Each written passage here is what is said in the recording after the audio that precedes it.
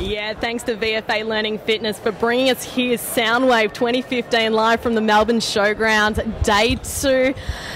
Finally, not solo. I'm not talking to myself. Jose, Ben, Incubus, welcome. Hey. Hi. I should also say welcome because you are here full-bodied. Did you swelter yesterday in the Adelaide heat? Didn't it get up to 47 or just something? a wee No, bit. not that. It was 39, I think. It was like 39 and a half. It wasn't quite 40. Yeah, so you actually aren't here in one piece. How do you stay hydrated when you're out rocking to that? You don't. You get dehydrated, you get headaches, you get all loopy, and then you start calling up people you haven't talked to in 5 years and be like, hey, buddy, what are you doing? I totally get that. I actually ran into a mate of mine who I haven't seen in 8 years. Really? So maybe that's just the Soundwave vibe. Maybe it just brings people Festival. together. It brings people together. Welcome back to Melbourne. When was the last time you guys were out here?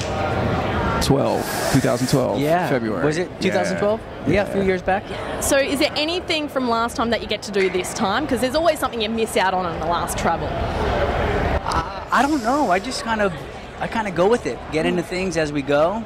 I mean, not really much for planning. Yeah.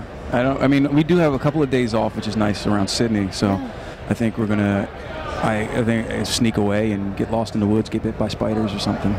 Well, speaking of planning, I noticed that there's actually a tattoo tent just where you guys are Let's get next face door. tattoos, Jose. Dude, how scary. That's awesome. Let's do it. Can I get a face tattoo of your face on the side of my face? Sure.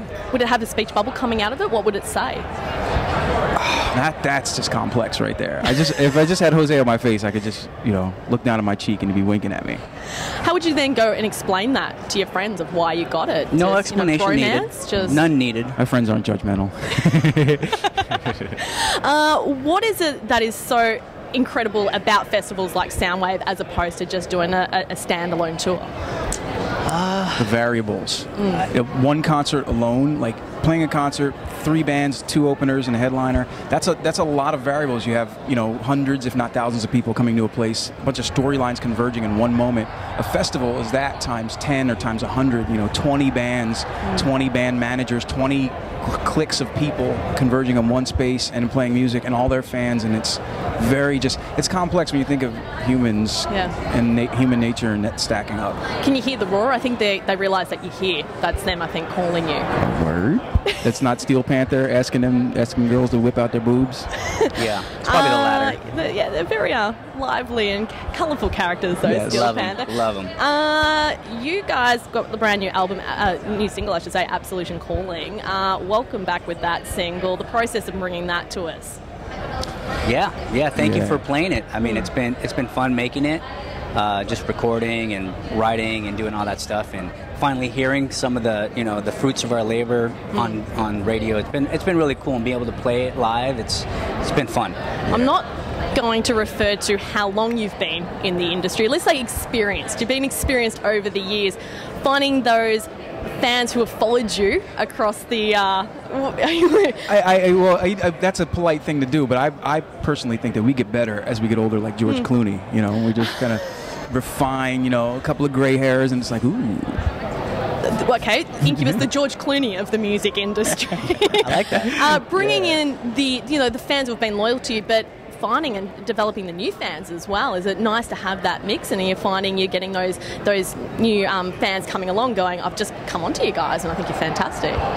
That's been one of the weirdest things. When we tour, we do like very consistent touring in the United States, where we'll go out every couple of summers and play the same places we played, and each time you see some old faces, some new faces, you see some older people and some younger people in this blend, and it just keeps kind of, I don't know, people like us, and that's just the best thing in the world. It's so good.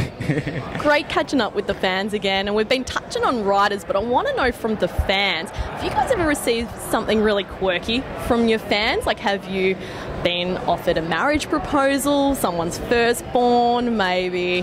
Not really, Anything no. really quirky that's come your way? Nothing good. Nothing, no. We've gotten like rubber chickens, wrestling masks. The wrestling masks are awesome. Some pretty cool stuff. Is that because they know you're wrestling fans, or was it something just very left of centre that they've sent your way? I don't know, actually. It's the way of the Mexicans, I guess. It was in Mexico City, I think. Something like that. Jose, Ben, thank you so much for stopping you. by the Thank K-Rock you. Lounge. This is your brand new single, Absolution Calling to K-Rock.